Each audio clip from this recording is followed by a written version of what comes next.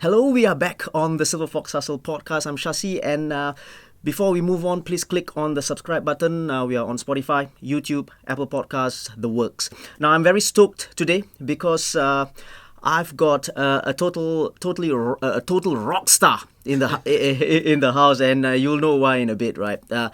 He won the latest season of MasterChef Singapore, that's season 4, I believe, and he is the owner of a home-based F&B business. He will tell us more about that. But let's not let's not waste time. In the house today is Mr. Inderpal Singh. Hi Sashi, how are you doing, man? I'm good, man. And how has it been, my friend? I just want to ask you this, right? Has it sunk in? Honestly, it has and it hasn't. So it's still very fresh, very new. A lot of people, approaching me on the roads, on the streets. I can grab a picture, and a lot of times I don't really look my best self. But it's been an absolute blessing, lah. It really has. Coming through the season with so many competitors, so many strong cooks, I think it sort of gave me the personal affirmation that I needed, that I do belong in this industry. Hey, you totally deserve it, man. You Much. belong in the industry. What do you mean by you think you definitely, and you get stopped in the streets? I have, and so the funniest thing is, I was just talking to Tina and Mandy the other day, the other two top 3, right? And we sort of discovered this funny thing. So when Tina goes to Little India in Chinatown, she gets stopped. But when she goes to Geylang, nothing. Wow. Okay. And then Mandy, when she goes to Chinatown, nothing. But when she went to Geylang and Tekka Market, people took pictures with her, right? So I've been to Chinatown and Geylang. People have stopped me. I'm going to Little India later. I'll let you know later on WhatsApp what happens. Lovely. This podcast is all about getting to know the rock star and the guest in the house, and to get to know that person better, we got to go a little bit back in time, right? How was the young Inderpal like? Your siblings, parents? So I'm the youngest of my siblings. Okay. So there's total of 4 of us, but my eldest sister actually passed on when I was 5. Okay. So that was not easy to take. Didn't really understand what was going on. Yeah. But the family, we went through it. We survived all of that, and we just got closer. I was always told that I'm the most pampered because I'm the youngest and everything. Are you? I don't think so. You sure? Well, I don't know. My siblings will probably listen to this and go, rubbish. And how about schools that you went to? So again, coming back to my siblings thing, so they were all born and raised in Telok Blangah. Okay. And then my parents moved to Yishun when just before I was born, right? I'm the first one to go to all the Yishun schools, and so I went to Hua Min Primary School. It was amazing because after the whole MasterChef thing ended, people were connecting with me from Hua Min days, and I'm like, oh my god, dude, I remember you. We were both so tiny, Okay. And I think the ones where I really made some good friends who I still see now and then, it's secondary school, Ahmad Ibrahim Secondary School. Okay. Yeah, so I made a lot of friends there. I think that's where I got my real first taste of public speaking and stuff. I really got very confident in secondary school. It was an eye-opening experience for me. We just come back to that part, that public speaking part, right? Sure. So was there like a CCA that I don't know, debating thingy or what? We were I think that if you talk to anybody in that generation who went to Ahmad Ibrahim, I think from the early 2000s to 2006, 2007, you'll realize that they were all very glad for the principal that we had. He was this guy who really believed in many prongs of education, and he would change assemblies up. It wasn't like your usual assemblies where you sit and listen to something. It was always something very arts related. It was something that we had to do with our hands, or some things that we would prepare impromptu debates and stuff. So he really wanted the public speaking to be a core point, and he wanted to give the students as much confidence as possible. Yeah, I think the leaders of schools are very important. Oh yeah, definitely, 100%. Absolutely, right? Yes. Then the students can develop through whatever leadership he portrays, and I think he leads by example anyway. Oh, he does, yeah. Yeah? So thank you, Mr. Tan Keng Ju, if you're listening. Lovely. Is he still at the school? Or? I don't think so. Okay, So he okay. left in my last year, and Nice, I don't nice. know where he is now. Yeah, so what CCAs did you... I was a bit all over the place. So we had this thing where, like, again, it was down to the principal. He allowed us to change our CCAs Okay. every year. Unless you were in the uniform group, then it's a bit tough. Yeah. But I tried soccer for 1 year, Okay. the first year, and then I don't know why, but in Sec 2 I was doing table tennis. Oh yeah, why? I have no clue, man. But it was so fun. It really taught me a lot a lot of perseverance, endurance, because it's not easy to go like so many matches in the same position. Like Right. for football, you get to move around. Yeah. You know, you can cover. Somebody can cover you, but table tennis is you against the You other can't guy. hide, man. You can't hide. You can't hide. You're exposed. You're exposed. Simple as that. I just want to say, coming back to table tennis, right? I'm in a school as well, and not a lot of people or students nowadays Yeah. can play table tennis. It's the hand-eye coordination. It's not for them. It's not easy, right? It's down to these little things, right? Yeah, They've exactly. ruined a lot of things for Right. us. You're absolutely right, man. I was watching clips of you in MasterChef, and were you the joker in school as well? Because I mean, I know why now from this conversation already that you're witty and all because of the public speaking part, and were you always like that? Like, I think it comes down to really. So in secondary school, there's going to be bullying on some level, right? But a lot of those so-called bullies who started in Sec 1, Sec 2 actually turned out to be some of my best friends in Right. Sec 3, Sec 4. I think we just like. were you a bully? No, I wasn't actually. I was on the receiving end for a while, but then we became good friends because we found common ground, and we realized like, hey, actually, why are we bullying this guy when we can actually just like have fun together? So I think that realization came thankfully pretty quick. So I didn't really get bullied so much. So I think it comes down to the wittiness. It just comes down to me. I don't know, man. My brain just works that way. I think it could be your family as well. My family's I'm pretty sure. witty. My I'm dad sure. has a lot of quirky comebacks Yeah, here and there. I'm My sure. brother is also pretty, Nice. Now let's come back to the food bit, right? Yeah. Why food and cooking? Has it always been like that growing up? Like the food part. So the food part for me, food was like this incredible fascination for me. It started when I was young. It was twofold. The first fold was my dad is this amazing entertainer. Okay. Like he'll have the family over like easily, and my family is massive. My dad has 13 brothers and sisters. Wow, 13. 13, and each of them average about 3 to 4 children. Right? So there you go. Like that's how many cousins I have. Is your house big enough? So my dad stays in a maisonette. So, okay. So at that point, we were still sitting in the staircase outside just to eat food. But yeah, it could fit everyone. Yeah. And so stuff. We were always entertaining, and he always took a lot of happiness to cook for everyone. So he cooks as well. He cooked, Nice. he cooked for everyone. But if you ask him like, "Oh, this is amazing. How did you make it?" He won't remember. He's like, "I don't know. I think it was this. I think it was." He doesn't have like recipes, nothing. Okay.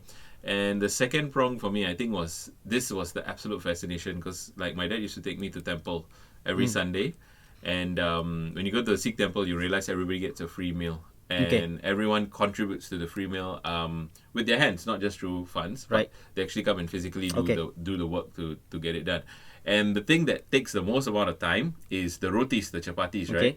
Because you got to hand roll every single one, and it's like 1,000 per Sunday. Right. And I'm like this 5-year-old kid, right? And I can't go approaching that super hot plate. Like nobody wants a little kid around the fire, basically. So I was just like, hey, I'm left out, man. And then I saw this big burly, like muscular man, like stirring this giant vats of like dal and like and like vegetables and all that. And then I'm looking at them like just going 5, and then they add this little powder, the color changes. They add that, and then the smell, the fragrances, everything changes. And to me, that was like, wow, that's magic. Like what you're doing is like you're concocting like a magical potion that everyone's gonna eat later and like lose their minds. Like, oh my god, that's so delicious. And it started from there. And then of course I observed for a few weeks, and then you know, You wanted to do the stirring as well. yeah, and then one of the guys, he was like, "Do you want to try?" And I go like, "Really? Nice. Okay." And then I couldn't like. I still remember a memory of me like standing next to it, and like the pot is at my eye level, and I'm just going like trying, like trying very hard to see what is going on. And then he's so sweet. He got me like a stool, and he Right. held on to me to make sure I don't fall in. Yep. Yeah, but that's how it began, man. And then from there, I never looked back. Whenever I went on Sundays, I just tried my best to give back as much as I could. It's beautiful, isn't it? Like your journey actually started in a temple. Yeah. It's beautiful. Yeah, It's- it is. And feeding people has always been something that I love to do. Even when like my wife says, "Oh, we should have these people over," I'm like, "Yeah, sure, I'll cook something." And we're like, "Why do you always want to cook? Why don't you take a break?" Because Yeah. I mean, I can understand her side. Because if I'm cooking, then she's entertaining alone. Yep. Now, the cooking journey obviously started from there, and obviously your dad entertaining people and stuff, right? Yeah. Now, professional wise, or as in like training wise, Yeah. because I'm sure you need to, or you don't. I don't know. You tell me, right? Yeah. Like how do you start with the training bit? Like did you go to Shatek or those? So if you want to enter MasterChef, you cannot be professionally trained. You have to be an amateur home cook. Okay. So no, I'm not professionally trained. Okay. What I will say is I got training from one of the most esteemed professors in the world. His name is Dr. YouTube. Okay. Yeah. So I studied everything online basically. That is amazing, isn't it? Yeah. And It's- it's just been, one thing after you try a different technique. And I think the biggest thing that made me want to go into, beautiful food. Like food is food. Everybody needs food. Yeah. But how you elevate it, how you amplify it, I think that was really down to MasterChef Australia. Okay. And I started watching it from like I think season 4. Okay. I think there was the season Audra was on, if I'm not wrong. And I just fell in love with how intricate and how small but yet like massive flavor bombs people can create. Like that just fascinated me. And then I never stopped watching. I never missed a single episode. I'm still amazed with this the fact that you didn't have at least like proper someone to go to learn. Yeah, no, nothing. It's amazing, man. Yeah. So I mean, I know we'll get to that later on. So Yeah. I'll cover a bit of that later on as to Right. how and who I approached to talk to. Amazing. It's a great story, man.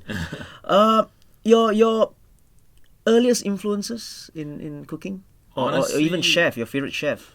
So honestly, when I was a kid, watching these shows, or maybe like a teenager, MasterChef Australia, it was always the three judges, the original three judges, Okay. so George Columbaris, Okay. Gary Megan, and Matt Preston.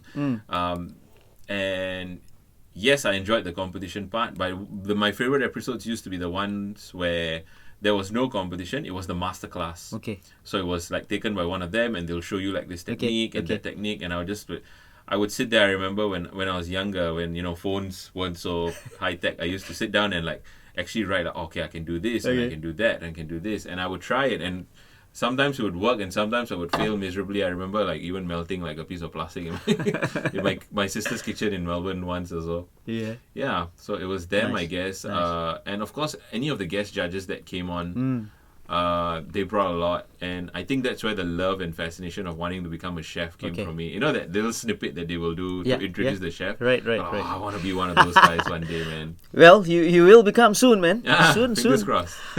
So when did it, or did you like tell yourself, that's it, I want to become a chef? Like I just said, during those little Yeah, so if they those- introduce those- like a guest judge or a guest chef who's coming Okay. in to compete with the guys, then they'll have that little segment that we Okay. only see on TV, because Yes. I know I've been in MasterChef now. Right. Like, we don't get to see what you guys see, right? Exactly. It's like, okay, like, and then they're like plating, and it's like, it's the flambe, and then Yeah. like at the end of it, this amazing looking piece of art comes out. I go like, okay, I really need to be one of those guys. Brilliant.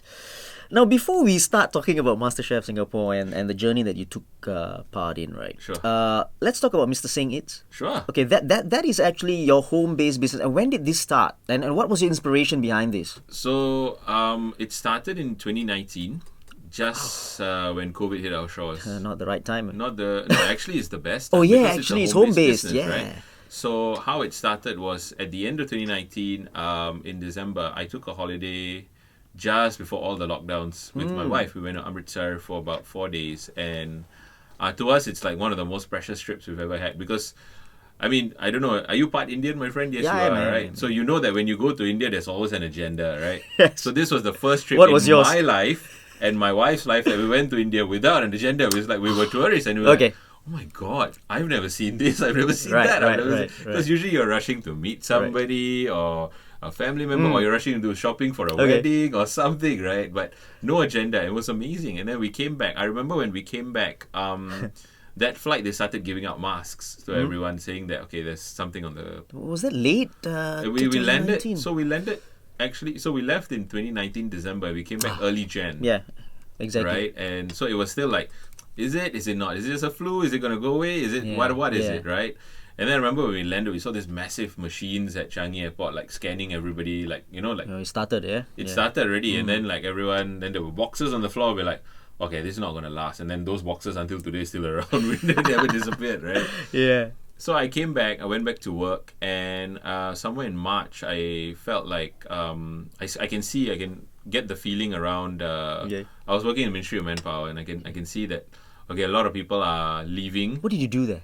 I was actually an escalation officer, so basically just used to take phone calls, try to solve the issue. If I can't, pass it on to someone else. Right. Yeah. Okay. And then we had a scheduled list of calls that we need to call people back to try to solve their issues. And then I started seeing like, okay, a lot of people are suddenly leaving. Okay. Because I can see that there's a very obvious downside going on, right? And I go like, should I also take that risk? So I tried 2 weekends. Okay. 2 weekends, butter chicken, roti. That's it. Sold out. How did you like it's just word of mouth? Instagram. I just started Mr. Singh Eats, the Okay. Instagram page. Okay. I think in the first week I had like 10 followers. What was it? Butter chicken and? Butter chicken and chapati, that's it. It's a pretty good deal, man. I know. You know, and then a lot of teething issues along the way. You know, like what's a one portion, what's what not, and all of that. So who did this? Who did the cooking? You and Me. your I did only everything, you? A to Z. Wow. A to Z, marketing, deliveries, everything I did on my own. And over 2 weekends, so the weekends that I was not working, I did it, and then it was like busy. And then people started texting me like, hey, I have a pre-COVID lockdown party going on. Let's just call it Right. that. Right. And I'm having some of my friends over. Can you cook for me? And I go like, I can cook for you, but I don't want to come in contact with anyone because I have like an elderly at home. They're like, okay, fine. So can you do it on Wednesday? Then I go like, okay, hang on. This is becoming something, right? Right. And then I go like, should I leave my job? Should I not? I just took the plunge. I go like, okay, you know what? These are my 2 weeks. I told the guy like, look, I can do it for you on Wednesday. I have leave to clear anyway, so I'll take my leave and let's do it. And then I put orders out that, okay, you know what, this is permanent now, and hit me up. And then it blew up again. Wow. And then it came to a point where people started asking, okay, your butter chicken's great, but what else do you have? Like give me something else. And then I go like, wow, if I'm gonna do like too many things, then it's gonna go nuts. So I just put out a poll like, what do you want? And then aloo tikki. That's what everybody wanted, right? And for me, aloo tikki is the very traditional, where they have like a sunken tawa or a sunken hot plate, and the oil is in the middle, and the tikkis are around, right? And it's supposed to be squishy. So I made that. One tikki took me about 8 minutes. My wife is looking at me like, one tikki, 8 minutes, and you're charging one tikki like $2. Are you high? Like, it's not even worth your time or your effort. And then we did it, and my wife actually came up with what I like to call a delivery-proof aloo tikki. Okay. Where we can actually just deep fry the whole thing, and it holds its integrity. Okay. Because most of the time, potato is full of water, right? So when you fry it, it's just and it breaks. So yeah, she actually came up with the recipe to keep it locked, and we did that. And then wow, the aloo tikkis blew out. Like I remember, I can tell you that there were weekends where we were making like 600 tikkis at one go, 700 tikkis, and then she's just standing there and rolling, and I'm just frying. And she's not work agent. She's a housewife.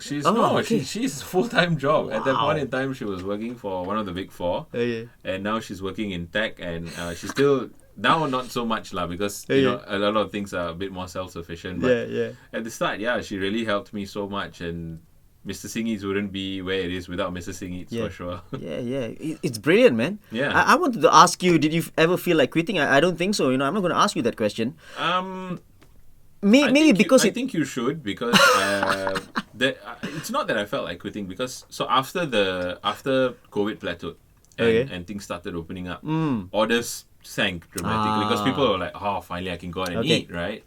And that's where I actually met one of the big influences on my culinary life, because I my wife took me for a meal. I remember pre-COVID to this fine dining restaurant. At that point in time, it's very fresh, very new. It's called Teva. Okay. At Keong Saik Road. Okay. And I swear, hands down, it's probably the best meal of my life. Really? Yes, I'm not even kidding. And What food is this? it's a Malaysian Indian. Oh, that should be good, man. It's so yummy, right? It's still around? Yeah, of course. Okay. In fact, now around road they got 2 Michelin stars now. So it's what? THEVA? THEVAR. Okay. Yeah, and then I followed them, obviously, just looking for inspirations on plating and stuff. So all of that fancy stuff, I would like cook for my wife because I can't do that at Mr. Singh Eats. It doesn't make sense. It was more about bulk sales, right? Okay. And then I saw Tewa advertising like when the lockdown started lifting. It's like, we're looking for people to work. And go like, hang on. Mr. Singh Eats is doing okay. It's not terrible. I have like a regular flow of people, but it's not making the money that I was during COVID, right? Of course. So I just sent in my CV and the guy calls me for an interview. He said, hey, come on down, man. I was like, okay. And I was obviously like starstruck. I was like, oh my God, the legend who created the best meal of my life, right? So he's a Malaysian Indian? He's a Malaysian and he's from Penang. Okay, Very nice guy, Chef okay. Mano. Right, and then he interviewed me and go like, okay, look, man, kitchen's full, but I got front of the house if you want. Okay. You'll still learn a lot. Okay. I go like, okay, fine. So I did that, and then slowly as Mr. Singh Eats orders dwindled, I just sort of semi shut it down. Okay. And yeah, that's where I met Mano, and I spoke to him, and I was standing at the pass. He made me, because he said like I have I have good skills with PR. I can talk to people well, and so he left me at the pass and serving all the big important tables. Yeah. So I could literally see all the chefs work, like art and how they were presenting stuff, how they were cooking things. It was visual, very visual for me, and I just learned as much as I could, soaked in as much as I could. I wanted to ask you this, because you touched on this, from 1 became 500 or 800 orders, I mean. In terms of, the dish. How difficult is it to keep the consistency going in terms of the quality? Because I mean, I don't know. I don't cook. I'm ignorant, right? But in terms of when you're doing something maybe for 5 people, it's okay, right? But if you're doing for 500 people, how difficult is it to keep that consistency going? The consistency actually, it comes down to 2 things. One is the chef, and one is the ingredients available. When you're doing that quantity during the height of COVID, where a lot of times get sold out pretty quickly. I mean, let's not talk about toilet paper, but other things as well, right? Damn. But even simple things like tomatoes get sold out. Okay. People don't really talk about that because, I can make do without tomatoes, but I'm the butter chicken guy. If I don't have tomatoes, something is wrong, right? True. But then you start experimenting. You use canned tomatoes. There is a difference. There's a big difference in the taste. And I did get some feedback about that. Okay. And then try to improve. So I try to like order in bulk, or then you start limiting your orders. Like, okay, I can't take more than this week or whatever. Yeah. Nice. Shall we talk about MasterChef? Sure. In the first place, right? You watched the Australian episodes and stuff like that, right? So was that the main inspiration? I just want to try at least to sign up. Yeah, to me, I mentioned some of my favorite episodes were the ones with the master classes, right? Correct. But I think the most emotionally fueled the episodes, and I'm like an emo guy lah. Like I will cry, I will laugh the loudest, and I will cry the hardest. I'm that kind of know. If you watch MasterChef, you know lah. Yep. And to me, I think these perfect strangers that I don't know, they don't know who I am either. But when they get that white apron, that feeling is, wow, it's something that I always felt I wanted. It was like a priceless feeling that I felt like only a very handful amount of people in the world can get. I just really wanted to be one of those guys. Right. Yeah. Any idea how many actually signed up? The number is close to 1,000. It's in the late hundreds, but it's almost 1,000. And then they were streamlined. How do they? I really don't know. So it's basically online application. Everybody, whoever wants to apply. For season 5, I guess they'll be starting in about a couple of months. The QR codes will start flying around on TV and all of that. Scan the QR code, you apply, and it'll go around on socials as well. Okay. You apply, and then it's not just like a straightforward, hey, hi, I want to cook, and it's not like that. There are a few pages here, like you need to write like a short paragraph about yourself, a short essay about why you want to do this. There's a psych eval. It's quite a few things. I mean, psych eval is important lah. I mean, But yeah, of course, going out on TV and all, right? But the fact that it's nearly 1,000, Yeah. and then you got chosen obviously because of whatever you sent and exactly. And so there's a few steps, right? So first, from that almost 1,000, they cut it down to a few hundred. Okay. Then from the few hundred, everybody comes for a cooking test. Okay. So that means you've cleared the site. I mean, they can't have somebody running around the kitchen with a knife after Chef Damien, after a bad comment. You know what I mean? Yeah. But so after all of that, you actually have to cook. Okay. It comes down to your food, right? So you might be like perfect fit for the competition. So who do you cook? Is it in front of some? We cook. The crew is there to give you a sort of feel as well about what it's going to be like in the competition. It's not as easy as cooking at home, because people keep coming up to you. So what are you doing now? Tell me what you're doing now. Tell me what you're doing now. It's and you don't. This is the question I always wanted, and I wanted to ask you later on, but I might as well do it now.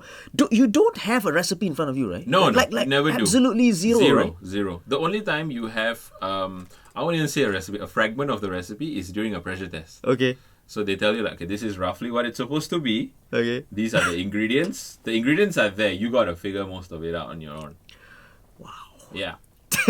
No, that's crazy. So then they'll keep asking you. So and they'll come to you.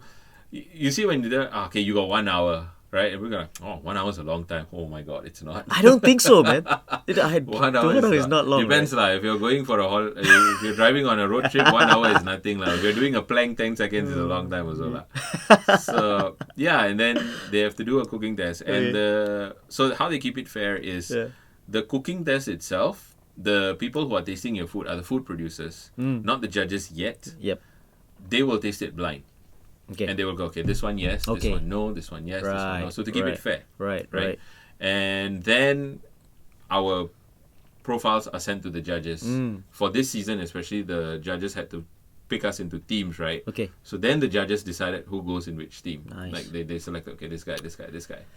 Wow, this is really like the Survivor series, man. Oh my God, yes it is. It is, man. It is. Now, let's take us through this journey, right? Just a few things that I think maybe people who want to know, about the competition. Let's start off with the three judges. Okay, what do you want to know, man? Audra Morris, how's she like? Audra is exactly what you see on TV. There is no fluff. She is as real as you see. She has very, very infectious laughter. When she laughs, the rest of us start laughing also. And I know it's like 90% of the laughs this season are my fault. But but she's as real as it is. And I feel like she is one judge that is so unique compared to all the other judges in other competitions as well. Because she's actually been in the competition herself, right? Right. She's a finalist who didn't win at the end. But she knows the pressure. She knows. So when you are losing... when you're losing it a bit, she'll come like, okay, look, calm down. I've been where you are. You just need to take a breath, clear your head, just focus, read the instructions again for a pressure test, for example, right? Or she'll go like, okay, just watch your pot. Don't overthink. Relax, calm down. It's like a real mentor kind of feel, right? It is. And just like a school teacher as well. Exactly. It's brilliant, man. Someone who's actually done it. And and she helps a lot in that sense, right? Yeah, exactly. She's the one who understands the pressure of the time crunch, who understands that the emotions that suddenly go through when a tweel is not working out or whatever, right? Damien De Silva. Damien De Silva is, as his restaurant suggests, he is the rempa. He's the papa of rempas. He is the grandfather of rempa, and for him, it can look as pretty as it can. Flavor counts. Flavor. That's key, right? That's key. And when he puts it in his mouth and he's happy, he's happy. Okay. And if he's not, he's very critical, but I think it's critical in a good way. What a lot of people don't see off camera is whatever he's delivered, he goes to the person after they say, you know why I said that to you, right? You understand. So this is what I would have done. Maybe it's not as modern as what you have done, which is great because we need something to move forward, right? But this is what I would have done. So maybe for the next challenge, think about that. Play safe on flavor, and maybe for your plating you go a bit wilder. So he's actually very, very, very fatherly. Actually, this is great insights, right? Like because you don't see all these on screen. What you see on TV, and you don't because of the time crunch, right? Exactly. Beyond Shen. Beyond Shen is this wacky guy, man. He's on set. He's hilarious. He just does the craziest things. He comes up with like what? I remember once, like one of the set producers in their team, somebody had a birthday, and then he just found out on the spot. And then he goes to like the crew table with all the food and all that. He took a Snickers bar, he took like something else, and then he mixed it with Milo. What? Then he microwaved it, and it became like this lumpy looking sludge of a cake. Wow. He put because she smoked, so he put a cigarette on it and lit it. Happy birthday to you. He's this wacky guy. Yeah, so he's wacky. And he the ingredients that Beyond will choose are absolute flavor bombs. There is no in between. Okay. And he's very it may not come across in the competition as much, but if you go down to Artichoke and eat, you will realize that he is very plant forward. Okay. And he uses a lot of things like nori. Okay. He uses a lot of vegan ingredients Okay. that we take and we don't even consider using, right? Like cheese and all of that. Like the stuff that he uses to make cheese is crazy. Okay. Nice. The next question I want to ask you is that in terms of the competition, right? What was harder? Like preparing the dish or the time factor? Because as you said, the 1 hour thing, right? Yeah. It's because you're racing against time. So which is harder to you? It's definitely time. Yeah? 100% time. Okay. Because I feel like as you go on in the competition, if you survive each round, that means recipe creation is not a problem for you. You can come up with something on the spot, right? Okay. But it's about pulling yourself away from, I can do these 7 elements, to sometimes go like, will these 5 elements work instead? Okay. Because of the time. Okay. And the time is the realest thing on the competition. If it's 1 hour, it's really 1 hour. The moment the clock is off, the judges will run to your table, mostly Beyond lah. He'll run and he'll start snapping pictures so that even if we adulterate the dish, they will know already. Okay, understand. So right. time is really, if it's 1 hour, it's 45 minutes, it's 45 minutes. There's Right. nothing, there's nowhere to hide. Have you, during the course of the competition, said, that's it, man, I'm gone? Like because of the time factor, and you think, that's it, man. So I did actually fear. So after Mandy had not plated up a dish in the previous round, in the previous episode, I actually left my protein in the oven, and I think that was the lowest moment for me. It wasn't plated? I plated everything else Except for the proteins, which were prawns, and the prawns were perfectly cooked at that point lah. But time's up, right? So I had my rotis on the plate, I had my salsa on the plate, and I had my raita dressing on the plate, and my tandoori prawns were left in the oven.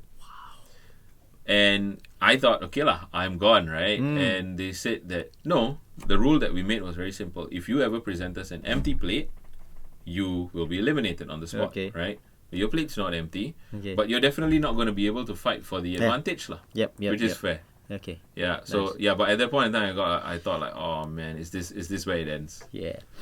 No, I got this from somewhere. Yeah, I think one of the interviews that you did, right? Sure. You, in your opinion, you said it was more like a marathon than a sprint. Yeah. For the whole competition itself. Yeah, agreed. And you didn't mind not winning challenges, but rather stay in the competition. Now that is, to me, and listen, it's a competition. It's as simple as that, and it's like playing the game. Obviously, it's just like watching Survivor. That kind of thing. That kind of vibes, right? Was it always been like that for you? So for this, I have to answer in 2 parts. For the first part, the editing was very, very good. So congratulations, guys, because that's not what it actually was for me. For me, so if you watch after episode 4 or 5, after I didn't do my prawns, right? Yeah. I actually went on and up towards the finale, right? But I kept coming in second. Okay. Every episode, every challenge, second place, and it was always to Mandy, Tina. And I just kept going like, oh, what do I have to do to come into first place, right? And I don't know, man. It was just, it is a marathon more than a sprint, but yeah, you feel like, gosh, what do I have to do to beat this guy? You know what I mean? But yeah, I think at the end of the day, right, it's very important as well to get that in your head, because sometimes even if you get second and then you feel down about it, and then morale hits rock bottom, Yeah, exactly. But you need to keep on going by even saying that, to psych yourself up. Yeah, you have to. You know why? Because, I mean, I don't know. I can't speak of other seasons. I can't speak of other competitions. But this season itself, everybody just really wanted to stay in the MasterChef kitchen. Just for us, it's Candyland, right? It's Disneyland on steroids for us. Yeah. Every kitchen equipment you can dream of is there. Okay. Every ingredient that you possibly want to muck around with is there. Okay. And to get eliminated, it's so heart wrenching that I can't come back to this kitchen to ever cook again, right? Right. And even walking into the kitchen for the finale, there was a moment where I went like, damn, this is the last time, right? And I'm never going to be cooking in this kitchen again. Yep. Now let's go into something like the insights into recording, like the whole recording process and what goes on to what we watch on TV, right? Yeah. What was most interesting to you about the whole recording process and stuff like that? I think we started to understand why it was done, but we were all placed at different benches at different times. Okay. This had nothing to do with the story or anything. It was just so that the camera could get everybody when it goes on the pan view and all of that. So that took some getting used to. But after a while, we sort of it became second nature. As number one, as people got eliminated, also it's easier to manage. But we also sort of got I need to ensure that I'm not in line with Amir. I need to be behind on the left a little bit because Tina's on the right a little bit. So we sort of start guessing and Were you always conscious of the fact that this could go on air, and because you wouldn't know, right? Like what could actually go on air and what you say. So there's so much that went on that actually didn't come out on air, and like we have a group chat where all of us are in there, right? And we're like, oh my god, I can't believe they cut that out. That was so good. And that was and, whether it's a joke or whether it's a emotional moment or something like that, and then we're like, oh, why did they cut that out? Or somebody goes like, hey, hang on, I got absolutely slammed for that. How come it didn't come out on TV? Like, whew, thank God. Exactly. Now, besides yourself, right? Take yourself out of the picture, man. Sure. Who, in your opinion, deserved to win this? Okay, I'm not trying to be politically correct. Not even between the three of you. It could be. I agree. I agree. I honestly think anyone in the top 10, top 9, really, top 8, anybody could win it. Really, really, really. It's just about on the day, like. It's really on the day how you go. I think, you look at Jonathan, like the stuff that Jonathan produces is absolutely nuts. Okay. In terms of flavor bombs, I think me and him can go toe to toe very well. Okay. Tina can do flavor as well, very strong. Mandy. So you have me, Tina, Jonathan, and maybe Aizat. So the four of us are these absolute flavor bombs every single time. And then you have Divya, Ruben, who else? Mandy. Okay. These guys are super finesse. Amir as well, very refined, very skilled, but still flavorful, right? So really anybody's game. Are y'all really tight knit? Oh, super tight. Yeah, super just tight. Not like the Survivor. No, it's really there's not a lot like of that. backstabbing and all. We just really want. I guess for Survivor, because the goal is to survive, right? You want to get the $1 million at the end of the day, and you need the game is to eliminate people. Okay. But here it was, dude. We met people who think about food just like us. True. It's absolutely nuts. Oh wow, I found another unicorn, sort to say, right? Yeah. Tell me the moment, or did you ever feel that moment, right? That you felt, I don't know, when you woke up in the morning and said, hey, I've got a chance here to really win this. Was there a point?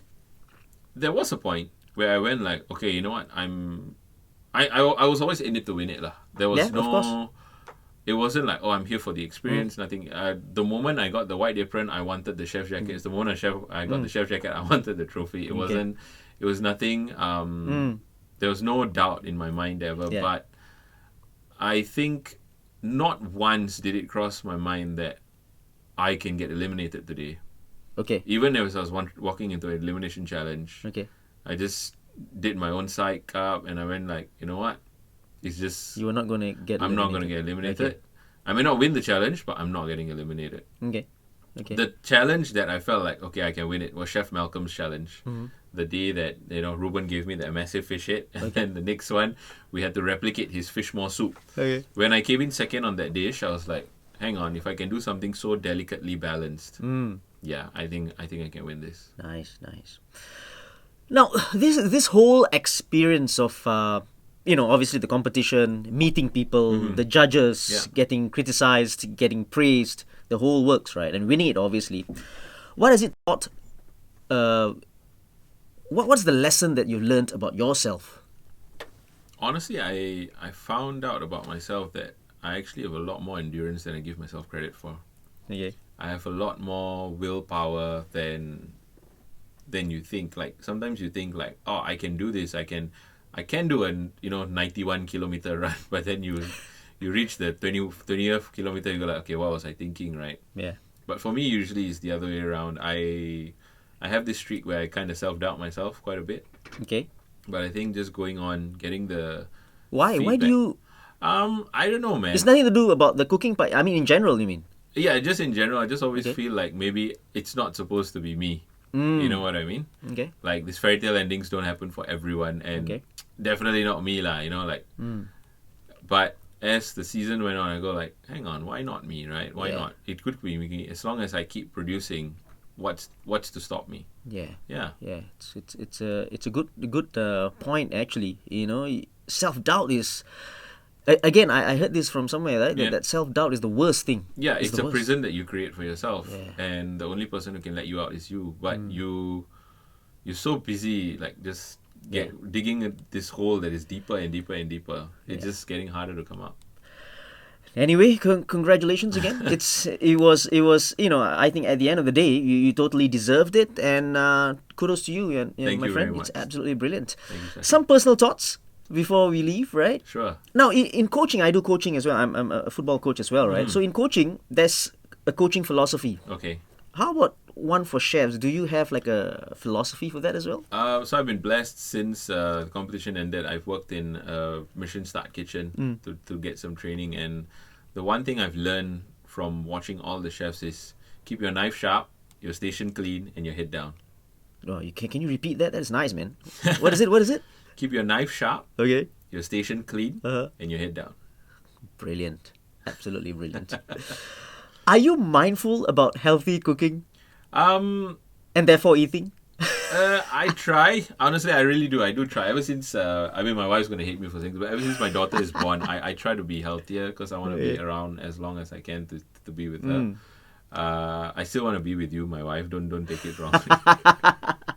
Priorities. I know, right? But I don't know. For me, it's always the thing that has been difficult for me is compromising flavor over healthy food. So, like, I love good tasting food. Like, I cannot, and it doesn't have to be like deep fried or anything. It just Okay. needs to taste really good. Okay. Unfortunately, most of the things that taste good come from fat. Right. Right. You're right. So that is kind of like a minor problem, lah, basically. Yeah, something that hopefully we can work on. Nice. Now this question is the next question I'm going to ask you is a friend of mine who actually said, "Hey, ask Inderpal Sure. for me, right? Fusion cooking. Yeah. It's a lot. It's everywhere nowadays, Yes, right? yes. Now this culture of fusion cooking, right? Is it an advantage for the younger generation, or has it taken the originality out of traditional cooking and the taste and the flavor? Fusion cooking is massive because we are so blessed to live in a time where we can just hop on a plane anywhere, go try out a different cuisine, come back, replicate, or try to infuse it Okay. into our cultures, right? But where I think fusion cooking has advantages and advantages. There are no disadvantages to Okay. fusion cooking. Why? Very simply because it creates something completely new Okay. and something that doesn't exist. Like if you blend Indian food with French cuisine, it comes out this very delicate, beautiful, but strong flavors. Okay. Right? Why I say that there's still an advantage to the traditional methods is because of there are a lot of realists out there Okay. who then look at fusion cooking and go like, this is not food. I want to come down to the root of this cuisine, right? Which may not have existed if the fusion food was not presented to them in the first place. Okay. Like they'll taste it and go like, oh, hang on, this is nice, but I want to know what the root flavor of this Okay. is, right? Then people go and explore. So one example I can give you is from a couple of seasons ago, chef from on MasterChef itself, Vasun. Okay. She's an amazing vegetarian chef, but she loves her South Indian roots. Okay. So after the competition ended, she went to South India, sat with the old grandmas and all that, and really explored the deep levels of Nice.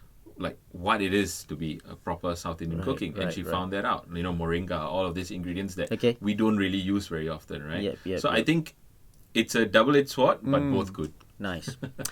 I hope that answers your question, Siva. What are some items or dishes that you won't cook or you won't try? I'm open to trying everything. Yeah. I think there's some ingredients that I just won't cook with because I don't know. I just feel like there's like offal or innards and all that. I just feel like there's so much more animal than what you need to go inside, bro. There's a lot of animal outside. Okay. Yeah. Fair enough. So you don't do the. I mean, I'm willing to try it. I'm willing to try and see if I can, take the stigma off it, maybe. Okay. But yeah, willing to try it. Okay. It's just like one of those. What show is that? Bizarre Foods, Yeah, I mean, like, okay, you want to eat ants, or I'll be my guest. They tell me you want to eat an intestine. I'm like, why? Why are you eating something that helps something else digest something? Okay. I am in my late 40s, right? Sure. Is it too late to take up cooking? It's never too late to take up cooking. Cooking is a life skill. But I'm just I'm starting from scratch, my friend. Starting from scratch is the best place to start, because if you have a bit of an education about it, then if you leave it for a while, come back to it, let's say 12 years later, you go like, hey, why is everything so different? It's harder to unlearn than to learn. So I think you can always pick up a new skill, and I think cooking is one of the skills that if everybody did cooking, I think the world would be a better place. Of course. Yeah. It's and it's sexy as well for a guy to. Yeah, I mean, still married, so. Now, what healthy snack can I prepare in 15 minutes, my friend? 15 minutes, healthy snack. Don't say go to McDonald's. Nah. I think it's. I think generally Asian cuisine is very rich. So you might want to go. You can have your Asian flavor onto something that's very Western, which is a very simple, like a chicken breast with vegetables that you can just pop into the oven. But maybe I give you guys a marinade that you guys can try. That might be something a bit different. Just use honey, paprika, chili powder, and a little bit of salt just to bring out the sweetness. Let that marinate. If you can, leave it overnight and then pop it in the oven with whatever vegetables you want. You'll have a hearty meal that's tasty as well. That already sounds damn good, right? It's brilliant. Nice.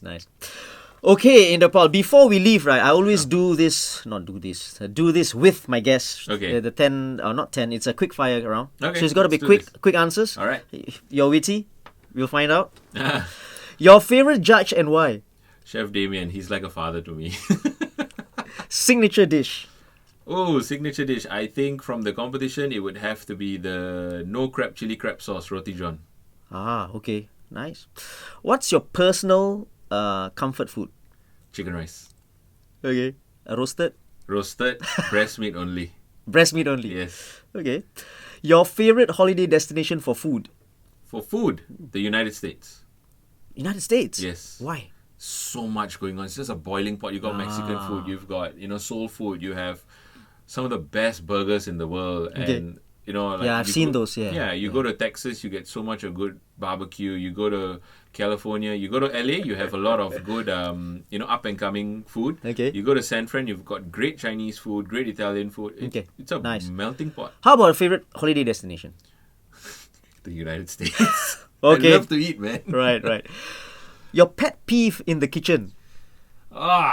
Pet peeve in the kitchen. If somebody uses my station and doesn't clean down the pot, that is something I just I can't, just why? You used it, just clean it down, man. Simple. You're a stickler for... Have you got OCD a little bit? Maybe? A little bit. I like to make sure my board is adjusted straight. So I don't know why. Yes, you are. It makes no sense, but yeah. Okay. Fish or chicken? Fish. Why? I love seafood. Okay. Favorite dessert? Favorite dessert? Wow. Too many, right? No, actually. Dessert. My grandmother-in-law's gulab jamun. Okay. Sweet, man. Sweet. Biggest disappointment? Not signing up for MasterChef earlier. Really? Yeah. I actually signed up in season 1. Okay. And got in. But then I had just started a new job. So I just thought is this the right time? You got in and then you... I just replied to them, sorry, I can't come for the food audition. Well, lucky you didn't get black mark, man. No, I didn't. Blacklisted. Yeah, I didn't. but I met one of the producers. Said, hey, you signed up season 1, right? I said, yeah. Thanks, for wasting my time. I was like, sorry, man. All right. Biggest achievement besides MasterChef? Biggest achievement, oh wow, it's supposed to be quick fire. There's nothing coming to my head. I haven't achieved a lot, man. No, biggest achievement I think was, so last year for Diwali, I actually got invited to do a showcase at the Asian Civilizations Museum Okay. to teach people how to make butter chicken and kheer. And I thought that was it's a very humbling experience for me, because I got to meet people who, that was the first time somebody actually called me chef, and that felt amazing, even though it was a bit of imposter syndrome, but yeah, it felt good. Nice. Okay, your last question, right? Sure. If you were not a chef, what would you be, or who would you be? I would definitely still be in F&B, because the rush of service is something that I can't take away, but I would probably be, hopefully, a very successful restaurateur. Yeah? Why not, man? Why not? That was great, my friend. Yes. So, Mr.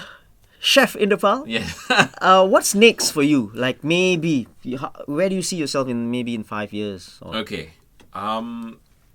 In 5 years, either I would have a chain of brunch places in Singapore that give you a very unique Singaporean brunch with my friend Ruben. Or I would hopefully have a Michelin star. That would be the dream. You are doing this anyway, this brunch thing, right? Yes, Because yes. I've been seeing it on social media and stuff. So tell us all, what was this about anyway? So me and Ruben, we were in different teams during the competition, and we sort of got together after shooting, and he said like, hey man, because he's a very vegetable forward guy, he loves his veg, and he realized that a lot of the Punjabi food that I was cooking on the competition was very veg centric, right?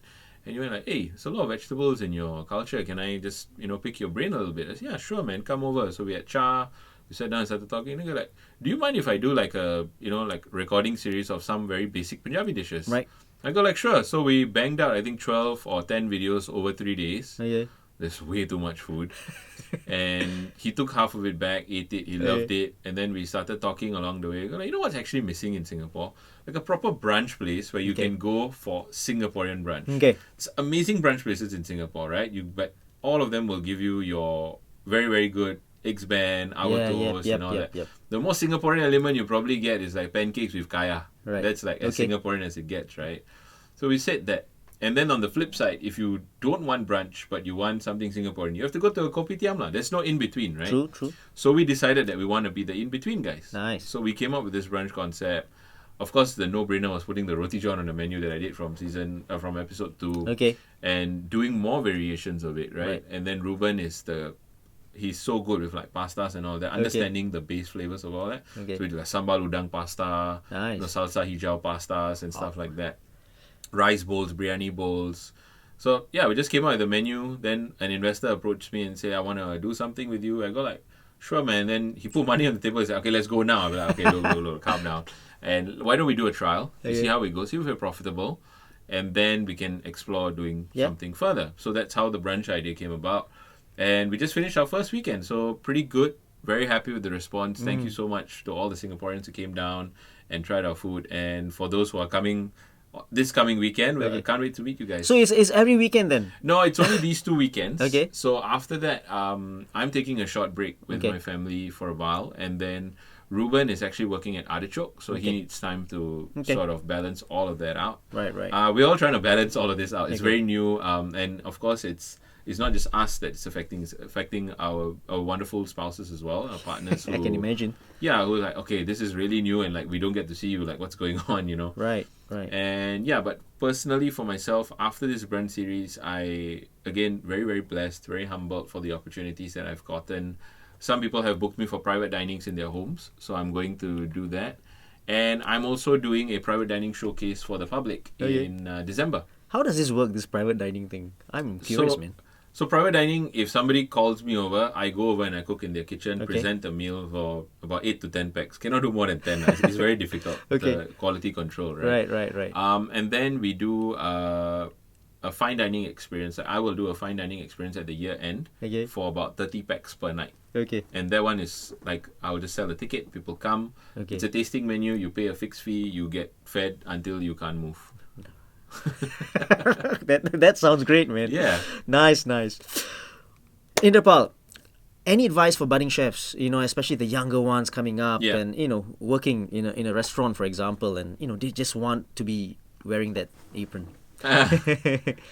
Just keep going. It's very easy, and chefing can be a very holistic journey. Something that's very wholesome because the people around you really care for you. If you can find a space where you work where the head chefs really look after Yeah. everyone, I think that's very important. In Singapore, we're very lucky that a lot of chefs do that, so it's not so difficult. But chefing can also be a very lonely journey. It's not easy to. You're gonna have to sacrifice a lot of personal time. Yeah.